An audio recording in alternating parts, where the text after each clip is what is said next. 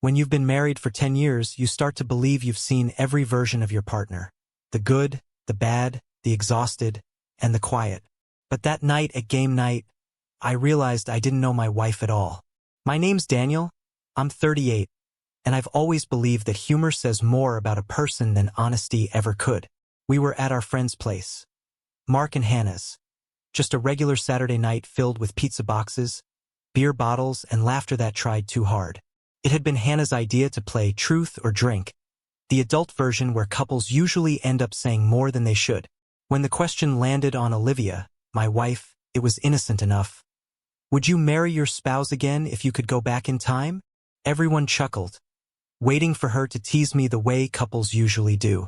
I was smiling too, half expecting her to say something playful like, maybe, if he learned how to fold laundry. But instead, she laughed and said, loud enough for everyone to hear, oh God, no, I'd make a completely different choice. The room erupted in laughter. Everyone assumed it was a joke, except me. There was something too sharp in her tone, something real. My smile faltered just enough for her to notice, and she added quickly, relax, babe, it's a joke.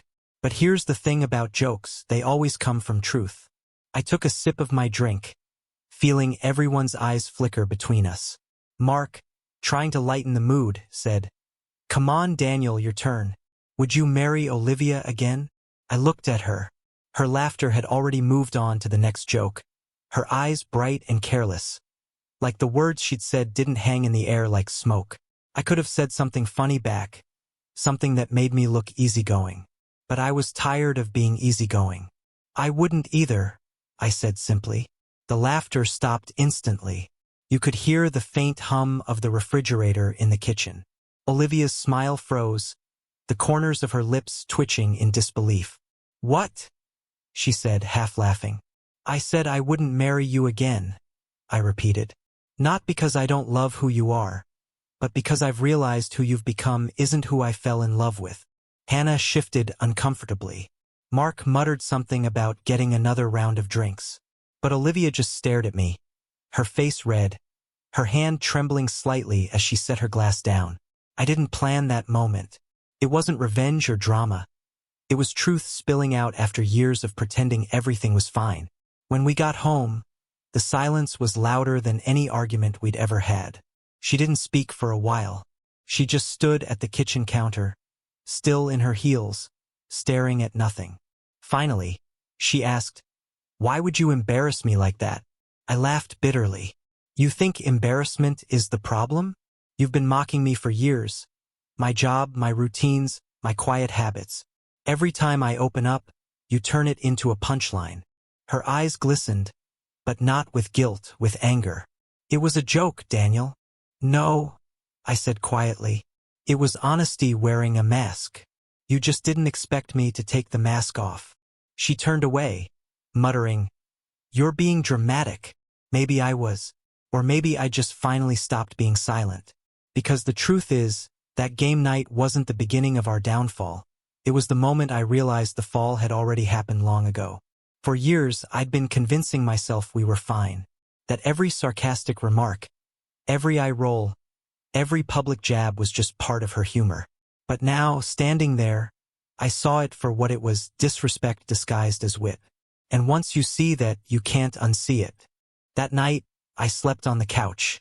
Not because she asked me to, but because I couldn't bring myself to lie beside someone who'd made a joke out of my worth. I stared at the ceiling for hours, wondering when exactly love had turned into performance.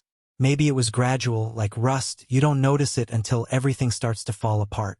In the morning, she acted as if nothing happened.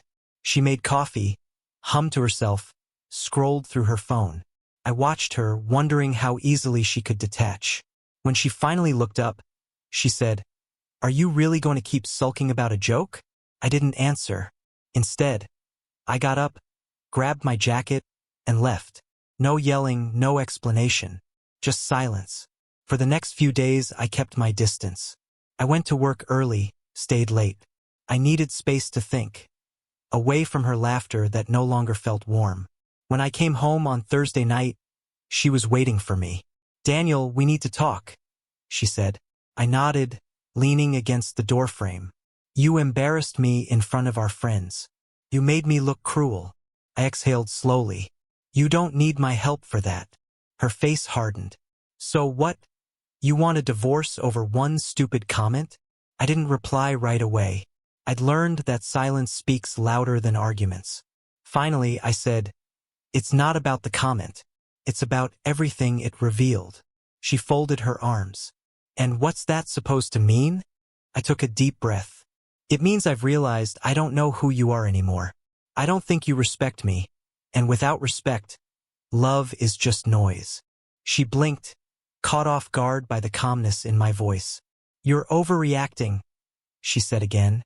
But this time, there was a tremor beneath her words. I walked past her, into the bedroom, and pulled a small box from the closet. It was filled with mementos, movie tickets, old notes, photos from when laughter between us meant something real. I handed it to her. What's this? She asked. Everything I've been holding on to, I said. Memories of a marriage I thought we still had. She looked at the box, then at me. You're not serious. I am, I said quietly. You joked that you'd never marry me again. I've been thinking about that. And you're right, you shouldn't. Because the man who stood in front of you 10 years ago loved a version of you that doesn't exist anymore. Her eyes widened. Daniel, I'm not angry, I interrupted. Just done pretending. I left the room before she could respond. I didn't pack my things that night. I just needed her to understand that words, even disguised as jokes, have weight. 2 days later, we were at Mark and Hannah's again. Another gathering, same group, same circle of forced laughter. I'd promised to come because avoiding it felt cowardly. Halfway through the evening, someone brought up that game night again. Hannah tried to laugh it off. We probably shouldn't do truth or drink anymore, she said. Last time got intense. Everyone chuckled awkwardly. Olivia forced a smile and looked at me, maybe hoping I'd save her from the tension. Instead, I looked straight at her and said, actually, I think it was good. That night showed me honesty doesn't always come in sober words. The room went quiet again. Mark tried to joke. You two all right now? I nodded. We're figuring it out. Just from different places. Different places? Hannah asked. Yeah, I said. I moved out this morning. Olivia's face drained of color.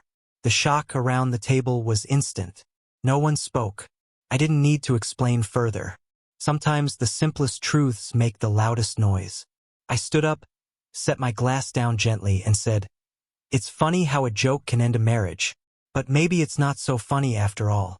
Then I left. Later that night, she called 5 times. I didn't answer. Instead, I sat in my car, parked outside the apartment I'd rented on a month-to-month lease, and for the first time in years, I felt peace. Not joy, not triumph, just quiet peace. They say every joke hides a truth. Hers revealed mine. I'd been clinging to a ghost of something that died long ago. And sometimes, the most shocking reply isn't anger. It's walking away without a word.